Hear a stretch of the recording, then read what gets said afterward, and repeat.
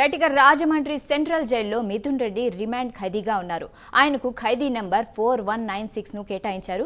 గతంలో చంద్రబాబు ఉన్న స్నేహ బ్లాక్లోనే మిథున్ రెడ్డి బ్యారక్ కూడా ఉంది. రిమాండ్ సందర్భంగా కోర్టు ఆదేశాల ప్రకారం మిథున్ రెడ్డికి జైలు అధికారులు పలు సౌకర్యాలను కల్పించారు.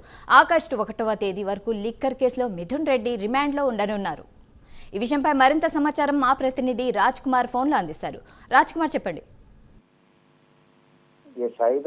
ఏదైతే ఎంపీ మిథున్ రెడ్డి ఇప్పటికే 2 సార్లు గతంలో హైకోర్టులో సుప్రీంకోర్టులో పిటిషన్లు వేసి ముందస్తుగా బెయిల్ పిటిషన్లు వేసి ఆ బెయిల్ పిటిషన్ కోర్టు వేసినటువంటి తర్వాత కేసు కీలక దశలో ఉంది. ఇలాంటి సమయంలో బెయిల్ ఇవ్వలేమని చెప్పినటువంటి నేపథ్యంలో ఖచ్చితమైనటువంటి నేపథ్యంలో ఏదైతే మిథున్ రెడ్డి విచారణ హాజరైనటువంటి తర్వాత ఏదైతే 2 రోజుల క్రితం ఆయన్ను అరెస్ట్ చేసినట్లు కూడా అధికారులు చాలా స్పష్టంగా చెప్పారు. నిన్న ఆయన ఉదయం ప్రభుత్వ ఆసుపత్రికి తీసుకెళ్లి అక్కడి నుంచి నేరుగా కూడా కోర్టుకు తీసుకుని వచ్చి అక్కడ ఏదైతే ఇరుపక్షాల వాదనలు కూడా సుదీర్ఘంగా జరిగినటువంటి తర్వాత మిథున్ రెడ్డికి ఏదైతే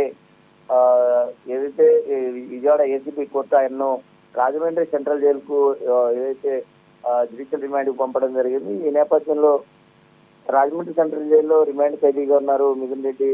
దాదాపు ఆయనకు 4196 నెంబర్ ను కేటాయించినట్టు కూడా తెలుస్తుంది. ఖైదీ నెంబర్ గతంలో చంద్రబాబు ఉన్నటువంటి స్నేహ బ్లాక్ లోనే మిథున్ రెడ్డి కూడా బ్యారెక్ ఉన్నట్టు కూడా తెలుస్తోంది. ఈ నేపథ్యంలో రిమాండ్ సందర్భంగా కోర్టు ఆదేశాల ప్రకారం జైల్లో మిథున్ రెడ్డికి సౌకర్యాలు కల్పించినట్లు కూడా జైలు అధికారులు స్పష్టం చేశారు. ఈ నేపథ్యంలో ఆగస్టు 1వ తారీఖు వరకు కూడా లిక్కర్ కేసులో మిథున్ రెడ్డికి రిమాండ్ ఉంది. ఇదే కేసులో ఏదైతే మిగతా లిక్కర్ నిందితులు ఎవరైతే ఉన్నారో వారందరికి కూడా ఇదే 1వ తారీఖు వరకు రిమాండ్ ఉంది కాబట్టి అందరికి కూడా ఇదే రిమాండ్ తేదీను ఉన్నటువంటి పరిస్థితి ఉంది. మరి ఈ క్రమంలో చూడాలి ఏదైతే ఈ కేసుకి సంబంధించిన దాంట్లో మిథున్ రెడ్డి పాత్ర ఏ విధంగా ఉంటుందని నిన్న చాలా స్పష్టంగా అడిగినటువంటి నేపథ్యంలో ఒక పాత్ర రుజువైనటువంటి తర్వాతనే ఆయన విచారణకు పిలిచినటువంటి తర్వాత అదుపులోకి తీసుకుని జ్యుడిషియల్ రిమాండ్ కి పంపించడం. ఈ రోజు చెట్టు దానికి సంబంధించినటువంటి కస్టడీ పిటిషన్ కూడా దాఖలు చేసినటువంటి పరిస్థితి. మరొకవైపు మిథున్ రెడ్డి కూడా bail petition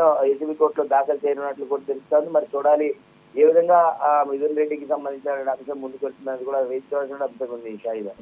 right, thanks for the updates Raj Kumar.